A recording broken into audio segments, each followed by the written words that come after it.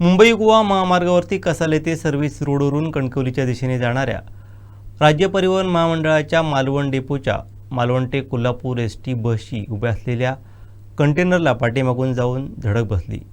या सुमारे 12 ते 15 प्रवासी जखमी झाले आहेत।